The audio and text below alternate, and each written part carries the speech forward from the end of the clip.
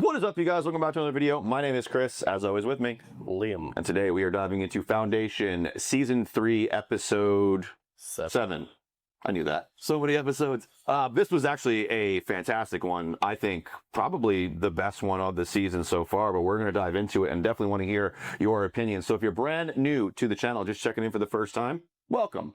Hit that subscribe button if you enjoy the journey and want to keep going with us. But the best way to let us know you enjoy this particular piece of content is the like button. And we are not experts. We are more of a conversational style channel. And so we love to have that conversation with you. And the best way to do that is down in the comments below. So let us know what we got right. Let us know what we got wrong. Let us know what you think. The only thing that we ask you do not do is spoil what is to come. We really do enjoy experiencing it in real time. And it'd be, be kind of upsetting if we had to already know what was coming. Kind of ruins the fun, as you know. So with all that being said, let's dive right in. Yeah, so we get opening scene and we discovered the Mule's backstory a little bit towards the beginning, but ultimately we find out way more later on. But apparently they're on Rosum and they've got the Mule's parents live in a place that has a one-child policy, like China when we were growing up in the 90s. Yeah, so they live on one of their breadbasket planets, one of the planets that produce most of the food for all of, in this particular case, Foundation. We used to be Imperium, like that we were used to doing that. But basically, we have these very large societies, Imperium, Foundation, that exists across multiple planets. The only way you feed that large of a society, a civilization, is because you take entire planets and turn them into farms, basically. Mm-hmm. And so this is one of those breadbasket farm planets. And because of the way that Foundation has structured it, they have it set up where you have very strict quotas to meet. You can only have one child because it's an extra mouth you have to feed. And yeah, so it's very difficult, almost like in indentured servitude, to be extremely tyrannical, to be inside of one of these places. And we are introduced to a mother, a baby, and a young boy who has eerily similar eyes to the Mule, but we don't know exactly who these people are yet. And we get this cool shot of them running through these giant fields, and you get to see the huge wheels that they use to pull up the crops. And honestly, I thought they were gonna get caught in the harvest at first.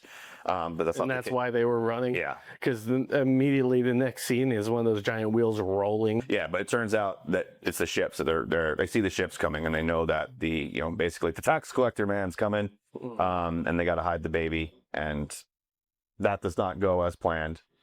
And instead of just taking the baby or doing something incredibly destructive to the baby on the spot, they did something even more psychologically, which was like, hey, when we come back in 30 days, one of these kids better not be here. Yeah. And then they bounce. That was really freaking weird. So all throughout this episode, we cut back to ultimately what is the Mule's backstory throughout the episode.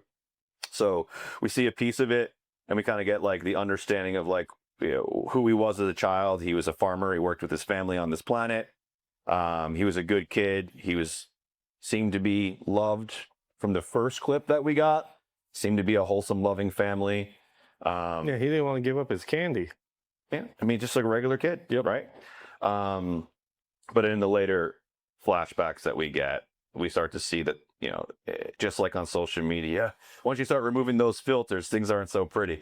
And so we can get there, but we jump after that. So we get a piece of the Mule backstory, and then we jump. And we jump back to right where we left off, which is the battle just ended, basically, on New Terminus. Yep, New Terminus just got fucked up. We get to kind of hear... So do we jump to New Terminus first, or do we jump to the ambassador for Foundation talking about what happened on New Terminus? I don't recall. We go New Terminus first. Okay. And we've got that mayor dude or whatever, right? Mm-hmm. Ember. And some other dude stands up. He's like, "What are you doing? Keep resisting." And then some chick just comes from behind, shoots him in the back of the head. Yeah. Right? Yeah. Does that help? Yeah. So you have the Mule and his people land the Black Tongue on New Terminus. Mm-hmm. This is where I think things start to get fuzzy. Maybe just for me, maybe for you guys too. Let me know in the comments on who he's always controlling. Who's being controlled by him and who's not. I think that's intentional. Because in certain situations, people who were once loyal will switch loyalty on their own, right? Like, so that's part of it. Also, cowards will usually find the path of least resistance, which is most definitely the mayor. So my thought is the mayor knows this guy can kill him. So I didn't think he was yet under his control. He was more or less just like kissing his ass so that he can like not die. Right. Yeah. And then you have, the members of his guard who are like truly Foundation and want to kill the mule. But then you have one of their own soldiers shoot him in the back of the head. And so my thought process here is now she's being controlled because she's the one that was like Pritcher's protege, the one that he personally trained. She shoots him in the back of the head. And then Umber's kind of like, or not Umber, but the mule's kind of like, oh, good. We got that handled. Anybody else like looking around like anybody else want to oppose me? Yeah. And we're like, and then we go to the cell with Han. Yeah. Who's not, he bit himself. He's biting himself. Yeah. He bit his wrist to essentially fake a bleed out, or it looked pretty close. Like, can he heal himself too? I don't think so. No? I was wondering that. He doesn't. The only people that could heal themselves were the Emperor. Okay. Well, it's the nanites that do it. Well, I didn't know how strong the Metallic's powers are. I haven't seen a single Metallic that has healing ability. Just asking. Okay. I don't know the limitations of their powers. Yeah, I don't think they can heal their ever will. bodies. I've never read the book, so I don't know how far. Again, like you, I don't know how far the abilities go. It's going based off of what I've seen them do. They can control your mind. They can make you see things that aren't there. They can project themselves into the future and the past. And we saw Han use, I swear we saw Han use that ability when the mule came to check on him in the cell also, with the woman that's laying there in place, because I swear it looks like Han laying on the ground. And then when they roll her over, that's when you see that's not him. You're talking her. Who's her? I don't know. It looked like just a female person that was laying on the ground in place of where Han was. You're talking about the Asian guard, the male? That when he bites his wrist, the Asian guard, like the male guy, runs to the door. I thought it was a chick. I don't know. And it's a male. Okay. And I just saw the face. When he runs in, Han, we don't get to see it. We're assuming this is what happens. Han just basically incapacitates him, puts him down, and then uses the same ability Gale has to be able to make you see what's not there. Yes. And then tries to shoot him. That's what I was asking. Yeah. And it's like code not accepted. Yeah. Thank you. Yeah. Which he should know. He's the head spy. He's the number one spy for Foundation. And he doesn't know how the Foundation weapons work. I don't know. Anyway, yeah. So then he runs, but ultimately gets away, and instead of booking it out of there, decides to go down to the planet's surface, which surprised the hell out of the mule. But first, when the mule realizes, Umber goes to him. I've got a gift for you. The gift is my minister of what does he call him? Information, basically. So he's like the master spy, and he gives him his name, Hans Pritcher, and he goes, oh, he basically is like, it was preordained. That's what he says. It was preordained. The mule says that. Yeah, yeah, because of who the prisoner is that he's about to go meet before everything we just talked about, and he actually gets away. But yeah. And then we got the next scene is Torin, Beta, and Randu. Yeah, so I was really impressed with Torin throughout the last 2 episodes. You think posh influencer, silver spoon, really never had to work for anything in his life, probably going to be a coward. No, dude really steps up, especially when it comes to protecting his wife. It isn't until this episode when he thinks they're safe, and he's talking to his uncle, and then realizes his uncle's been influenced by the mule, that he loses the ability to actually save his wife. The uncle distracts him long enough for the rest of the troops to show up. They immediately steal her, try to incapacitate him, but he gets away. They kill the uncle, and now he's left shooting off into space without his wife, and his uncle's dead. Which is crazy because his uncle literally had just told him like all the things a boy would ever want to hear a role model or someone he looked up to say to him. And then the pride stuff. Yeah. And then not only is it fake because it's manipulated by the mule, but you can tell it affects him. Like he's trying to battle with the fact, and then eventually is like, I know this is all fake because his uncle. What did he say? The exact lines are not sticking with me because TBI and it's been too long. But he says something along the lines like, "This would all be great, but even you like wouldn't do this. Like my uncle would actually fight. He wouldn't bow down. Like this isn't my uncle. So none of the words you're saying are real." And that's when he goes and escapes, and his uncle gets killed. But why were you disappointed with him escaping? I wasn't disappointed with him. I wasn't. I was impressed with him his ability to protect Beta up until that point. I was disappointed that he wasn't able to fully protect her, and I was disappointed. I felt empathy for Mallow in that situation because he had finally just gotten to hear all the things he ever wanted to hear, and then from like the father figure in his life, and then just kind of gets him taken out. Okay, I thought you were disappointed in his character because I'm sitting here like, dude had no fucking choice. He either dies and can't save her, or he escapes and has the hope of saving her in the future. Oh, well, then if I spoke incorrectly or misled that's not at all. No, that's just that could be me too. I think just what I thought. He's turning out to be one of my more favorite characters in season 3 because he started off this posh influencer, but as he's going and going and going, he's turning out to be more like Hobart, the original Mallow that we meet and see, like with the cool bracelets that send the Emperor into space and stuff. Mm-hmm. Yeah. And the next scene we have, they pretty much goes to dusk. He's got 3 days left to live. He's going to save his Foundation second girlfriend. Well, before not really a girlfriend, before he goes to find her, and he's in the throne room like hallucinating and shit too. I don't know if he's really hallucinating. So was the camel really there or not? That's the thing. The camel, all of Day's pets, are actually roaming. That's what I thought. But the way they have him like so like disassociated from the scenario makes you think maybe he's seeing things. Because there's like 4 or 5 guys talking to him. There's all this stuff going on. There's chaos happening, and he's just sitting there droning out, like focused in on that like hallway piece. Yeah. He's got 3 days left to live, and nobody else is fucking around. He thinks, Dawn's dead? Does he? Yeah, he thinks Dawn's dead at this point, right? He knows something happened to him. Day just took off. So it's literally just him. He sees his life's work, essentially, of keeping everything organized and moving smoothly, with the help of Demerzel, obviously. But it's literally his life's work, and he's about to leave this world, however you want to think of it. But he's just like, fuck, I don't want to deal with this. It's all over. That's what I got from it. Yeah. I don't think that the Empires think that way. No? Because they're clones. Well, he doesn't want to leave. He doesn't want to leave because he's scared of dying. He's been saying that since the beginning of the season. He's been trying to buy more time for himself. But he also wants to go out with dignity, as he keeps saying too, but I think that's just front-facing. I think that's more of like what he wants other people to perceive of him. With Dusk, it's when I see him sitting there all like disassociated, one, we know that there's this genetic drift. And there's a reason why they are now being euthanized earlier, right? Oh, you think that's what that was? I think they're starting, like they start to lose their mind, right? And he's definitely showing signs of cracking for sure. That poor fucking ferret.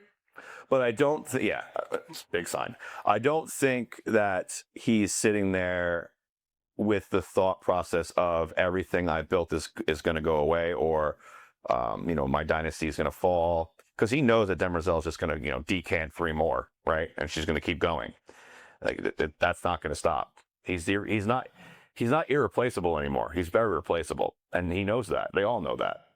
But don't they need to like be raised and developed to get to that point? Depends on what age they decant them at, because you can decant them at any age, and they'll have the memories. Okay. For some reason, I didn't have that in my brain for something that they did for specific ages. I thought they were all just like born and they got to be raised up. Because the way I understand it, in season 2, there was an assassination attempt on Day, and there was a conversation between Demerzel and him where he's basically like, why would it even matter? You would just decant another one to me tomorrow, and no one would even know the difference. Yeah, okay. I guess that wouldn't make any sense if they had to raise the other one all the way up.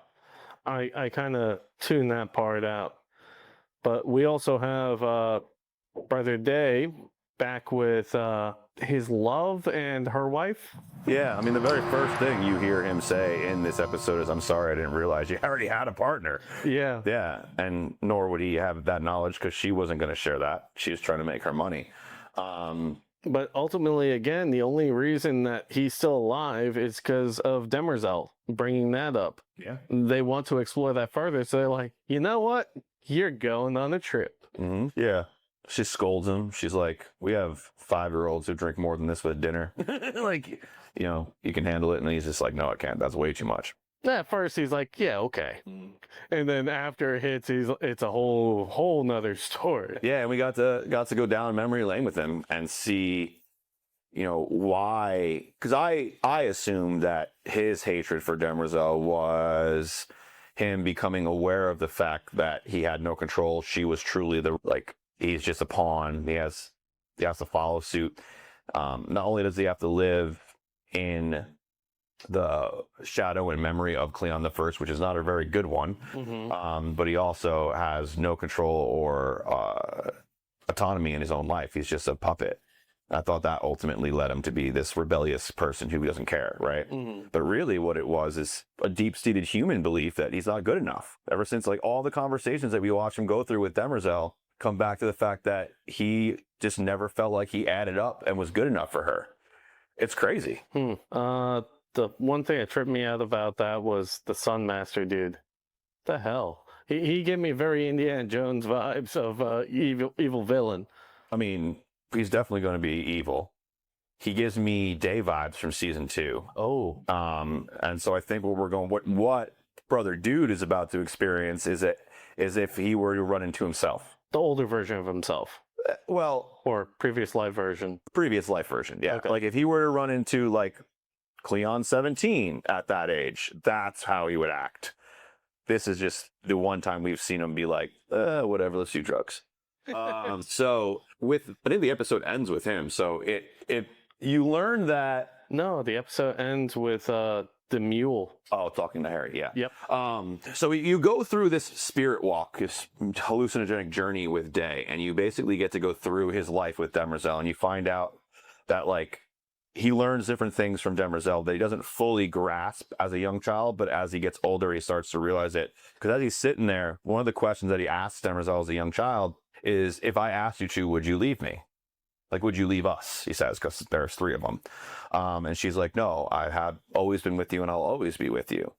And he kind of pushes the subject with her. And then she mentions to him, I forget the exact words that he uses, because he says something to her, and then she goes, "I wouldn't measure loyalty against freedom, or or whatever it is, my love for you, my loyalty for you against my freedom." And and as a young kid, he doesn't catch it, but as he's older, he was like, that's because freedom would win. Yep, always.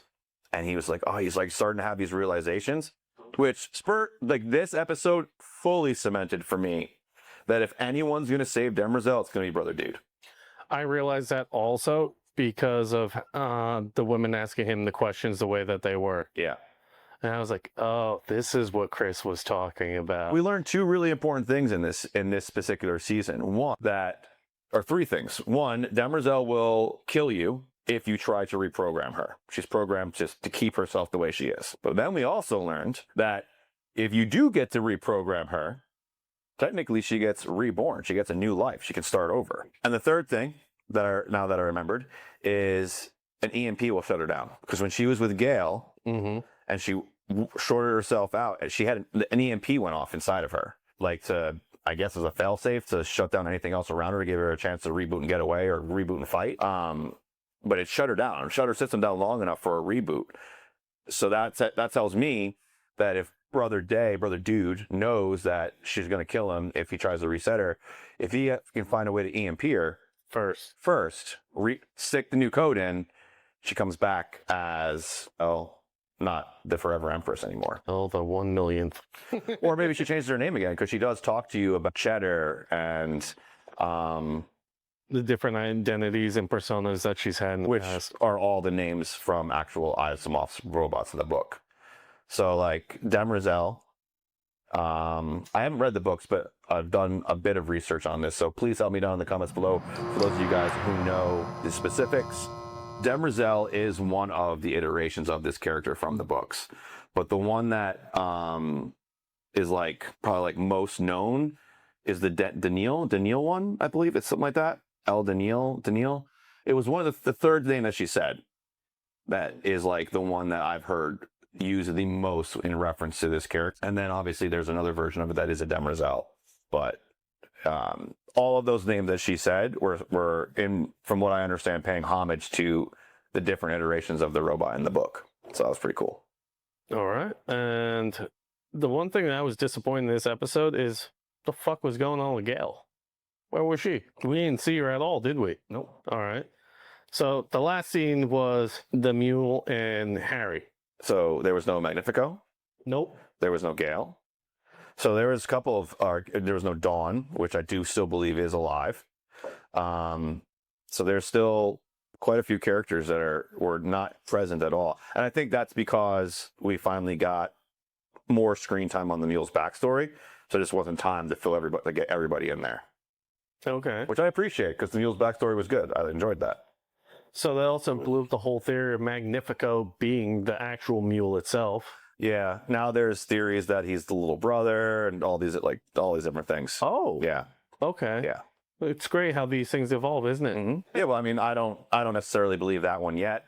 I'm gonna probably next episode. I'm gonna rewatch this episode again because we watched it a while ago, and I'm not holding in any of the information, unfortunately.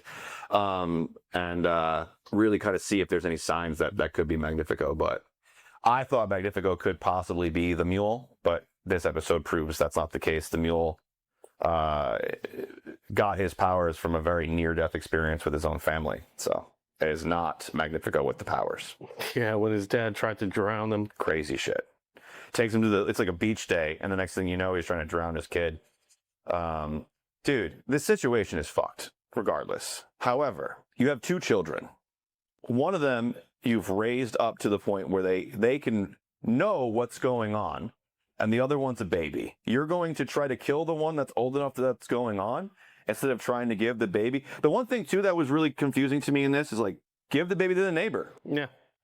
That's what I was thinking also. The mom was like, oh, but we'll never get the baby back. It's like, yeah, that's kind of the point. But you get to see her. She's alive, or him, whatever it was. They don't tell us the gender of the younger child, but... Yeah, you didn't raise this kid for years at this point. Your bond should be stronger with your eldest. It didn't make sense to me just how steadfast they were in the fact that, like, we must keep this baby, and that means we must kill our son. The only thing I could think of for why it makes sense that they chose the baby over the son, or the eldest, the Mule, was one, the Mule could run away and survive on his own because he's old enough to do that. So why don't they just let him do that in the first place?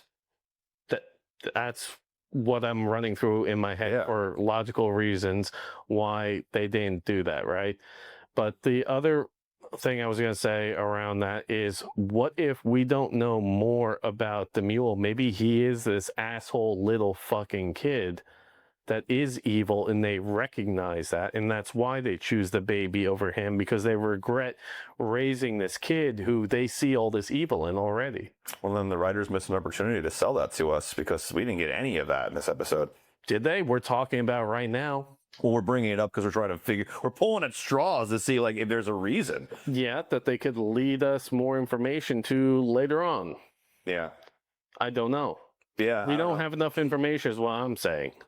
It seemed like the mother was visibly distraught to lose a child, regardless. Like, she wasn't excited that the Mule was about to get killed, like he was evil. I don't know. It's a theory. We'll see where it goes. Yep, no idea. Yeah, so ultimately it kind of like cuts away from the backstory to the Mule, kind of like as if he was sharing this story with the Vault and Harry the whole time. Mm-hmm. His origin, kind of like he wraps it up, like physically telling you the story.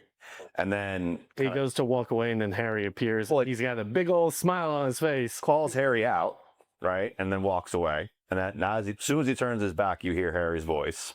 Yeah, he's like, I got him with the ego. Yeah, and that's, the next episode we get to see the conversation between Mule and Harry's copy from I'm sure we're going to see more from Gale, Magnifico, Demerzel. There's so many characters in Dusk. Where's he going right now?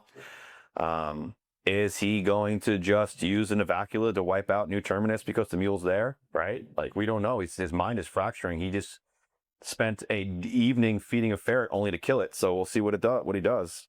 Yeah. A person who is willing to harm a cute little creature like that would probably do some fucked up things to people. After he just saw his girlfriend, Probably his like, oh, girlfriend it's now. so cute. Yeah. Let us know what you guys thought in the comments below. And if you like this video, make sure you hit that like button, and we will see you on the next one. Subscribe if you haven't already. Find the strength hiding in each battle scar. You're not who you were, you've already come far.